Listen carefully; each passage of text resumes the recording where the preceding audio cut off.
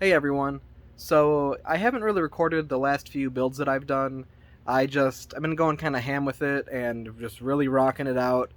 And it's hard to set up the camera and organize the clips and not to have things in the way, and just it was really nice to not record something for once and just get things done and over with, especially two were commissions and the third is a project for a close friend.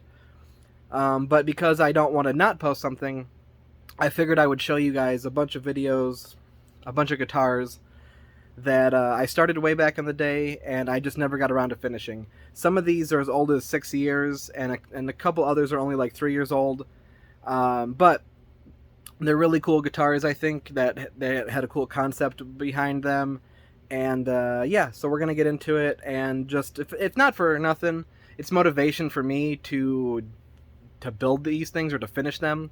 Because, again, the concept was kind of wacky and out there, and I just never finished them. Or I got close into the build, like soon into the build, and I just let them sit there for a long time. What if Nintendo had SGs?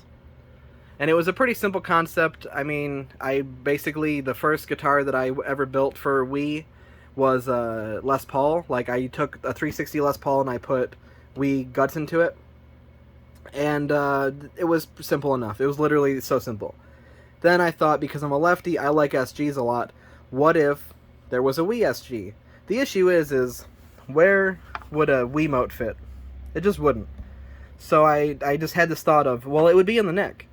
If there was ever an official SG, that's exactly where it would be, and your Wiimote would be there. And not that I wanted to really modify the back of the neck to have like a removable piece and all. It was more just a concept that I think what would have worked really well and still can work really well. As you see, there is a Wiimote embedded in here, and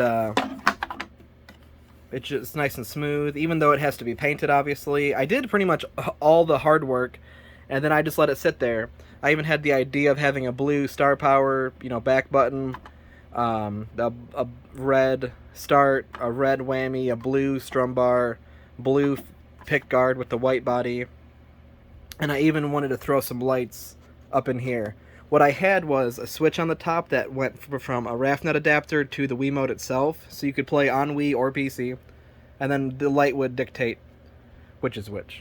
So there is if Nintendo made an SG. Now next, in kind of the same vein, what if PlayStation had an Xplorer? So I took a PlayStation internals and I put them inside of an Xplorer. And really, because I had this Xplorer and I cut out the guide and D-pad and all that area for another guitar, and I figured, well, if I'm going to be doing all that work, I might as well make this. Now, there's nothing really crazy about this. It did work at some point, and I used to play it. I didn't have a full set of frets, so that's what I used. And I played it for a little bit. It got damaged in the move, so now it needs to be re-sanded down and re-smoothed out to make it look not so, get rid of that line there. But, that's a quick one, but still something that I would like to finish, and really more or less for this one, refurbish. Show you just a big... Next is a Lefty SG. This one was going to be all yellow with black buttons, black whammy, black strum, black pickguard, and I actually have the frets. So I have the frets over here. These were the frets for this guitar. So I tried to match the color pretty well, and you can see it's not too far off. I shaved them all down besides this middle one here, and they feel really nice because they're more or less polished. I used like 2000 grit sandpaper and I wet sanded them after I cut the nib off.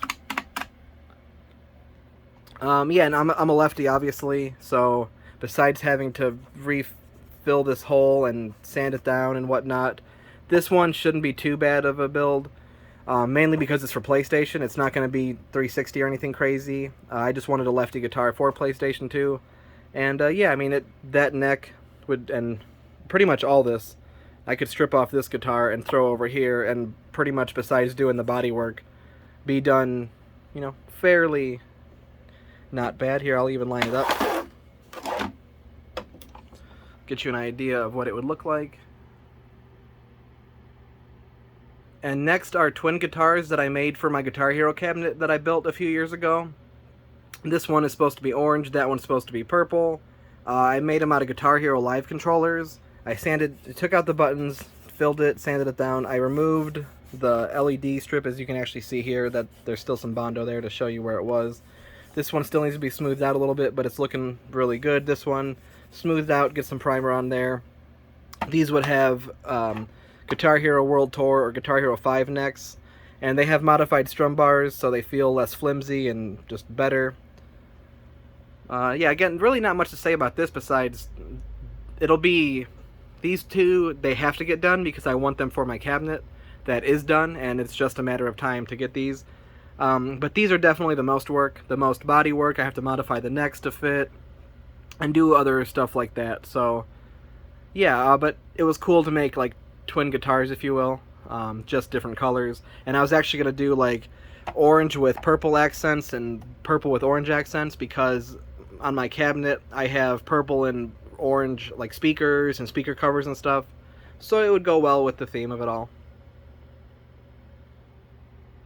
Alright, and next is a 360 wireless SG. It's got the guide and D-pad here. It's actually, even now, it's still really nice and smooth. It's just got to get sanded down because the paint spider webbed a little bit because it was too cold in my basement when I made this. It even has, it's not as good because I recessed it in and I kind of just tried to shape like a lip of sorts or like a divot of sorts for the battery. I still have the battery cover, silver, but the guitar will be like aluminum kind of silver. But the coolest part about this guitar was that it would have double frets.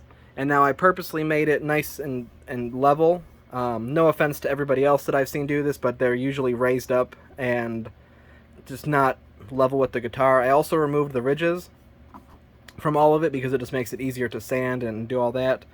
This is Les Paul frets from a 360, and this is just the standard SG frets. That way the solo buttons, if you will, would have kind of like a look to them. So yeah, that one was for an old friend of mine. I haven't been talking to them in a few years, so if I finish this one, I will probably try to reach out to them, but I may just keep it for personal use because it's a pretty sick guitar. Alright, on to the next. Alright, and here we have one of my most ambitious builds that I've ever done, and it's pretty much like there. It's basically done besides just having to put it all together and just do a little bit more sanding and make it smooth. But this guitar I built for Drew Hatcher, or I started to build for Drew Hatcher rather. It's got a Guitar Hero World Tour star power button and start. I obviously modified one side and I took it off because on the back side there was just no room with the whammy bar here, and I even made my own standoff for the board to fit there. It has USB-C charging because it is wireless. You can see there. Maybe it will focus, but you get the point. And I even have this little USB-C plug that I put in there for when I'm painting.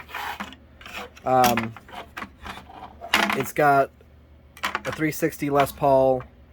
My favorite are the Les Pauls, so you see a common theme here. The guide and D-pad there, because again, when there's no room to put stuff, where do you put it? So I got creative and figured that's where it would go, and then I just liked that since there was a giant hole right here where the original stuff was for the wired version of the Xplorer, that this would go pretty well with it. And overall, this guitar I'm still proud of. It just needs that little bit more of TLC to get where it needs to be, and I definitely want to finish that in the next few months, if not by next spring, you know. That'd be really cool just to get done.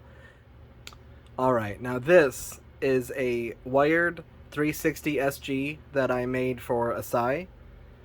Nothing special really about the frets because this is before mech frets were ever a thing, but one of my specialties back in the day was making anything in an SG feel like it was bought at a store. There was a lot of complaints that other people would make their own guitars of these and the buttons would either sink in or they wouldn't feel right or they'd feel mushy. And I went out of my way to make sure that this is if you picked it up off the shelf at GameStop or Walmart or wherever you got your hardware from. And it still to this day feels... I don't play with silicone anymore and that still feels really good. and more importantly, the body. I put, if you go back a little bit in the video to the PlayStation 2 Xplorer, that's actually where this came from, and they're the same color. So I more or less, they're not twins, but they were kind of made hand in hand. The issue here is that I put too much paint on it, and the faceplate wouldn't, or the pickguard wouldn't fit on there. And as I was pushing it on there, trying to get it to fit, this actually popped up, and that's why you have this raised lip here, or the edge rather, and you can see the line there, which I don't like. I like to sand it down and get some Bondo on there and make it so you don't see any of that. But there's the Xplorer board, there's the strum bar. I could probably plug this guitar in right now and it would still work. So this one, again, is pretty close to being done. It's just a matter of getting it done.